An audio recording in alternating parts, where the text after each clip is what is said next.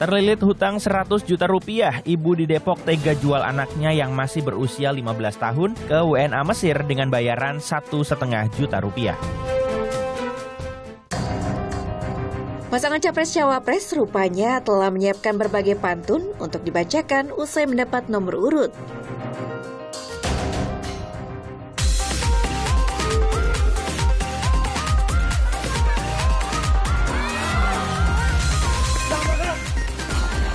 Mohon maaf sebesar-besarnya kepada istri saya.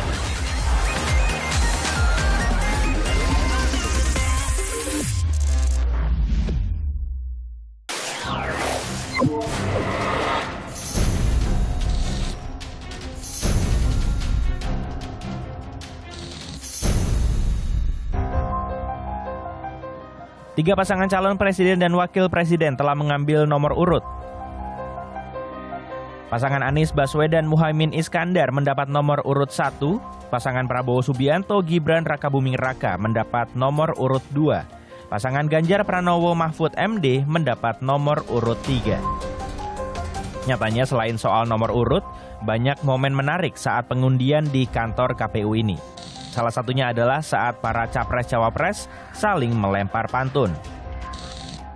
Dimulai dari Cawapres Muhaimin Iskandar, Caimin menyebut bersyukur mendapat nomor urut 1 yang dinilai sebagai pertanda baik. Caimin menyelipkan ajakan untuk memilih nomor 1 dalam pantunnya. Ke Mamuju jangan lupa pakai sepatu. Kalau ingin maju, pilihlah nomor 1.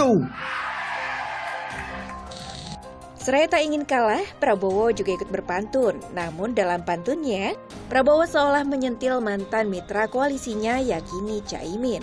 Prabowo berharap tak dilupakan olehnya. 1-2 Cempaka Biru, 3-4 dalam Jabangan. Kalau mendapat kawan baru, kawan lama dilupa jangan. Sementara itu, pantun yang dipilih Cawapres nomor 3 yakini Mahfud lebih berkaitan dengan isu hukum. Jika terpilih, Mahfud menyebut akan menegakkan hukum di Indonesia. Hukum yang tegak, harapan kita. Sejahtera merata, idaman bersama. Ganjar Mahfud pilihan kita. Gotong royong pilih nomor 3.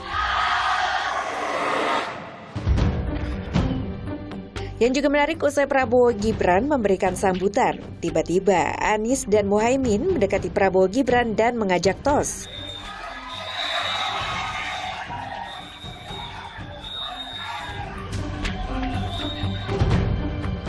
Situasi menarik lainnya saat Ganjar langsung memberikan salam metal usai mendapat nomor urut 3. Setelah tahapan pengundian nomor urut, pada 27 November mendatang, KPU akan menyelenggarakan deklarasi pemilu damai. Lalu pada tanggal 28 November 2023 dimulailah masa kampanye hingga hari pencoblosan pada 14 Februari 2024.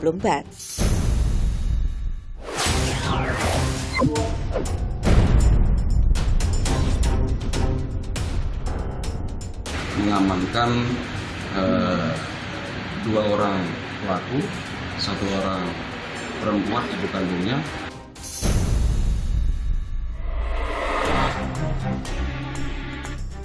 Seorang ibu tega menjual anak kandungnya sendiri yang masih duduk di bangku sekolah menengah pertama kepada seorang WNA Mesir dengan harga 1,5 juta rupiah. Awalnya pelaku bermaksud menawarkan anaknya untuk kawin kontrak dengan mahar 100 juta rupiah yang akan dipakai untuk membayar hutang pinjaman online. Namun pelaku WNA menolak. Saat mengetahui peristiwa ini, paman korban langsung melapor ke polisi. Polisi lalu menangkap dan menetapkan ibu korban dan seorang WNA menjadi sebagai tersangka. Korban ditawarkan kepada TM ya, dengan maksud dinikahkan kontrak ya senilai 100 juta. Tersangka menghukum korban ya, menghukum korban dengan cara dipukul di rumahnya ya agar segera mau melakukan kontak fisik secara cabul kepada TM. Kasus penjualan anak kandung di Depok menambah panjangnya kasus tindak pidana perdagangan orang di Indonesia. Bahkan dari data yang tercatat di kepolisian, kasus tindak perdagangan orang hingga saat ini tercatat mencapai 2.471.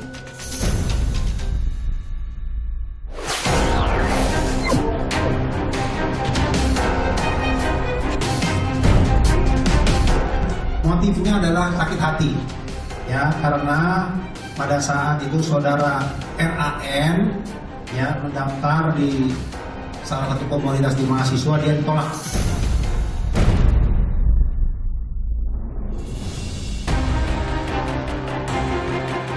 Polisi menangkap seorang mahasiswa atas penyebaran berita bohong di media sosial soal pelecehan yang dilakukan pengurus BEM Universitas Negeri Yogyakarta terhadap mahasiswa baru.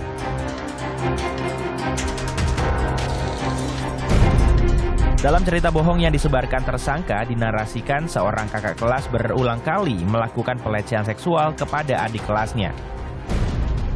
Tak terima karena disebut sebagai pelaku pelecehan seksual, pengurus BEM berinisial MF kemudian melaporkan akun media sosial yang menyebar cerita bohong itu. Polisi lalu menangkap pelaku yang ternyata adalah rekan korban. Kepada polisi, tersangka mengaku menyebar cerita bohong karena sakit hati kepada korban. Pelaku ingin korban dikeluarkan dari sebagai anggota BEM Fakultas MIPA.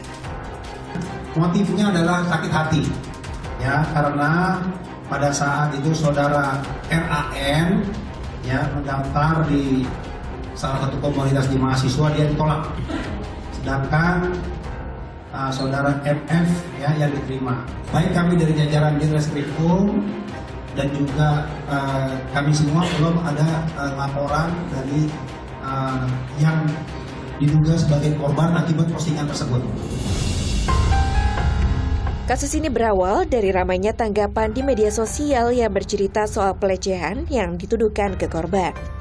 Membantah adanya tindak pidana pelecehan seksual yang sudah tersebar di media sosial atas nama M. Fahrezi, mahasiswa MIPA UNY, serta anggota IKPN Sumsel, Yogyakarta, Komisariat Ogan Komering Ulu Selatan, bahwa beliau adalah bukan pelaku, melainkan korban fitnah di media sosial.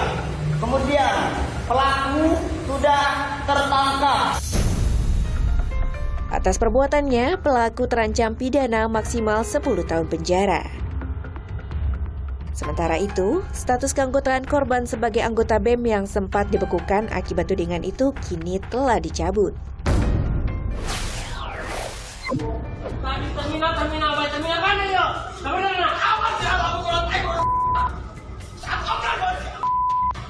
Keluarga pasien ini mengamuk karena tidak mendapat pelayanan ambulans dari rumah sakit. Jangan kemana-mana, Pop News akan segera kembali.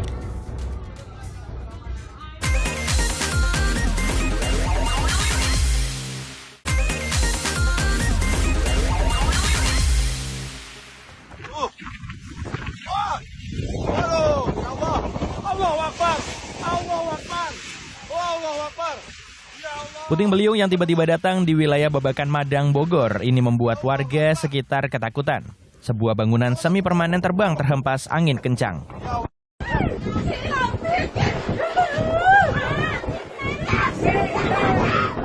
Sejumlah bangunan dan motor rusak akibat tertimpa reruntuhan. Tidak ada korban jiwa dalam kejadian ini.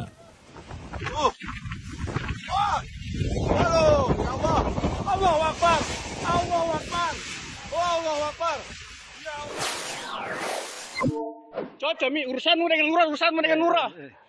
Kenapa? Pria berkaos Bareskrim ini adu mulut dengan dua warga di Kelurahan Lebang, Muara Barat, Palopo sambil membawa pistol. Nah, iya kan aku apa nuah? Iya kan apa kesini nah? Sabar aku tuh sabar.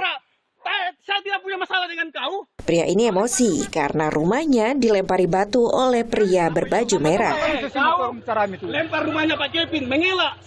Kapolres Palopo membenarkan jika pria ini adalah anggotanya. Propam Polres Palopo pun langsung memeriksa oknum polisi ini. Waktu dipertemukan di kau bilang anakmu sabar. Ternyata kurang ajar di sana. semua. Darurat dilaksanakan dulu. Ganti shift yuk ceknya lah. Viralkan semua. Viral. Keluarga seorang pasien ini emosi karena pasien meninggal dunia diduga karena lambannya penanganan petugas. Pasien dirawat di rumah sakit sejak 13 Oktober dengan diagnosis pasca operasi luka bakar dan tracheostomi. Pihak rumah sakit telah meminta maaf dan berupaya menelusuri peristiwa ini. Viral. Ini dapat sih, Pak.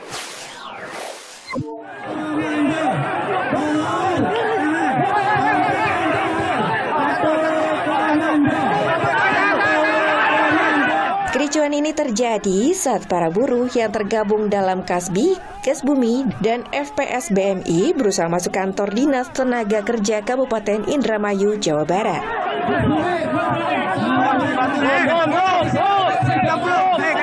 Pendemo terlibat saling dorong dengan polisi. Masa mendesak pemerintah Kabupaten Indramayu menaikkan upah buruh sebesar 15%.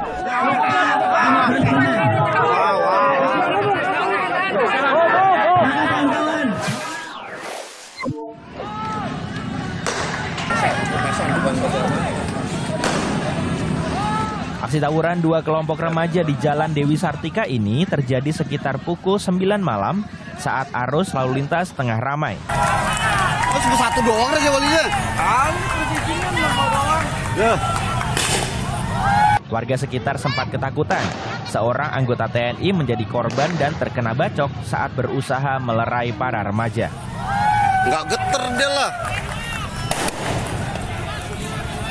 Polisi yang tiba di lokasi langsung membubarkan aksi tawuran dengan menembakkan gas air mata.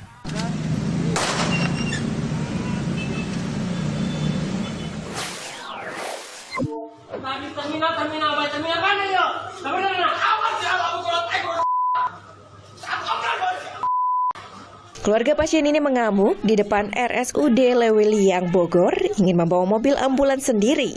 Keluarga pasien kesal karena tidak mendapat pelayanan ambulans dari rumah sakit.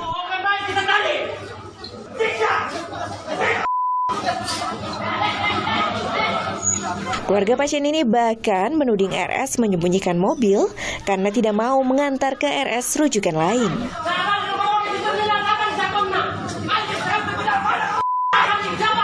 Pihak RS menyebut membawa mobil ambulans sendiri adalah melanggar SOP. Mobil dan sopir diakui ada, namun dalam keadaan siaga.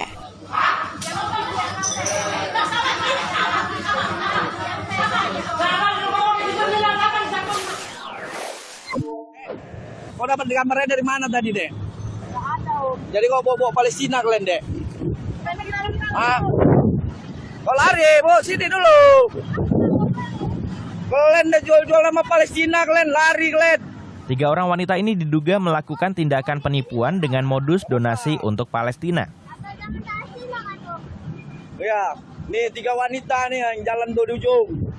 Bawa Palestina. Ketika akan dikonfirmasi soal donasi ini, ketiga wanita ini lari dan membuang kotak sumbangannya. Saat ini polisi sedang mencari pelaku untuk dimintai keterangan. Lari, Bu, sini dulu.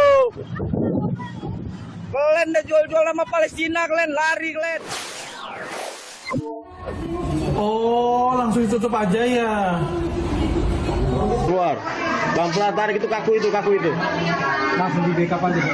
Inilah detik-detik petugas damkar mengevakuasi seorang anak yang jaringnya terjepit pintu kaca.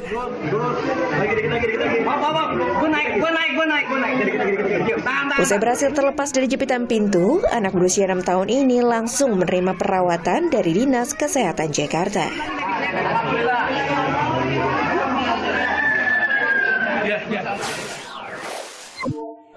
Itu orangnya.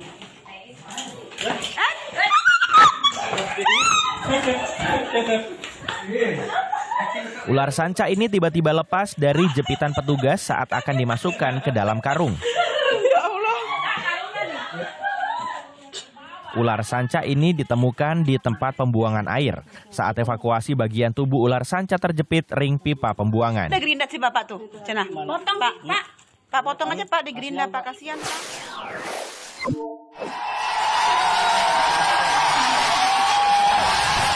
Inilah detik-detik penonton film Tiger Tree menyalakan kembang api di dalam bioskop saat adegan Salman Khan muncul.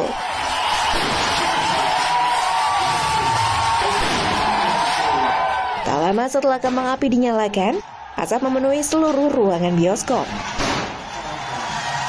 Usai video ini viral, Salman Khan mengingatkan agar menonton tidak membahayakan diri sendiri.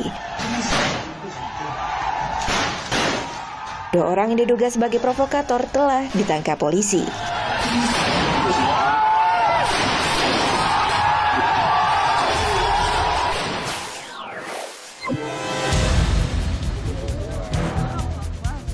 Sesosok mayat ditemukan dengan kondisi terluka akibat benda tajam di beberapa bagian tubuh. Jangan kemana-mana, Pop News akan segera kembali.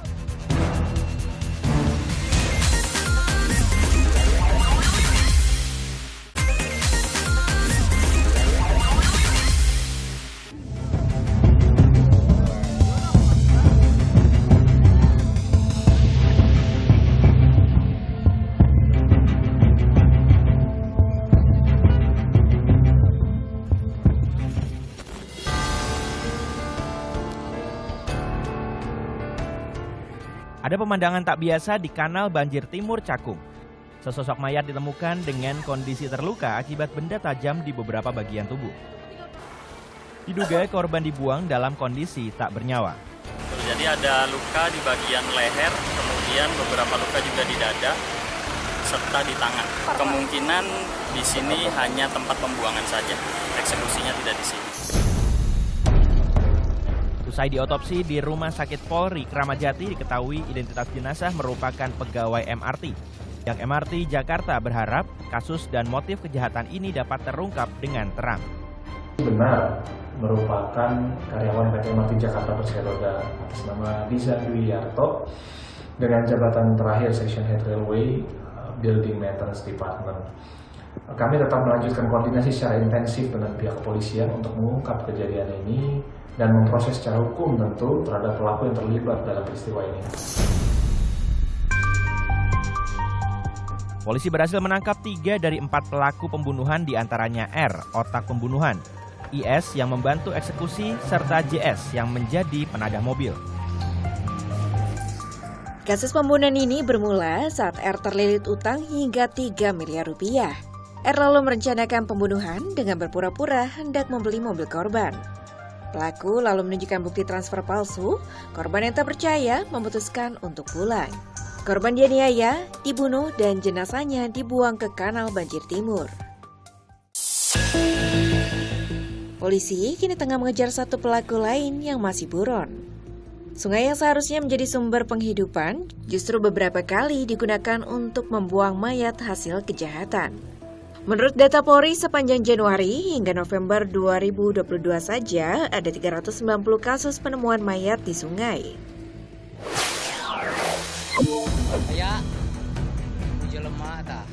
Warga Kabupaten Garut dibuat geger dengan penemuan jasad anak laki-laki di sekitar Sungai Cimanuk, Kampung Babakan, Serang, Jawa Barat. Korban yang berusia 13 tahun itu ditemukan dalam kondisi mengenaskan. Polisi mengungkap motif korban dibunuh teman sepermainannya karena sakit hati saat bermain voli. Anak pelaku lalu melukai korban dengan pisau kecil. Mereka antar sesama teman bermain voli dan secara tidak terima ya karena mungkin ada beberapa yang mengenai luka wajah dari anak tersebut sehingga menimbulkan dendam. Atas perbuatannya, anak pelaku yang masih di bawah umur dijerat dengan sistem peradilan pidana anak. Anak pelaku tidak ditahan namun diserahkan ke LPKS. Anak pelaku tetap terancam hukuman maksimal 15 tahun penjara.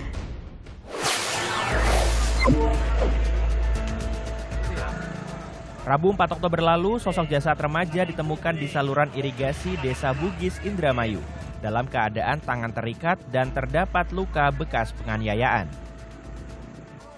Dari hasil otopsi, identitas korban yakni Muhammad Rauf, asal Desa Pargi Mulya, Subang.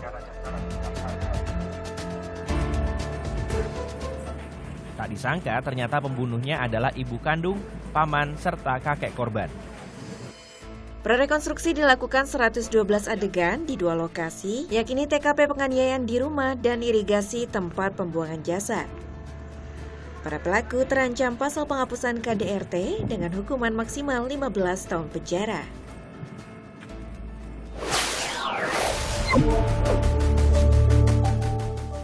Imam Maskyur, warga asal desa Monkelayu, Kabupaten Biren, Aceh ditemukan meninggal dunia di aliran sungai di Karawang, Jawa Barat pada pertengahan Agustus lalu. Imam menjadi korban penculikan dan penganiayaan oleh oknum 3 anggota TNI dan 1 warga sipil. Komplotan oknum anggota TNI ini menculik 2 korban, termasuk salah satunya Maskyur. Namun 1 korban dilepas di tol Cikeas. 3 orang pelaku kini sudah menjalani peradilan militer dengan dakwaan pembunuhan yang terancam hingga 20 tahun penjara.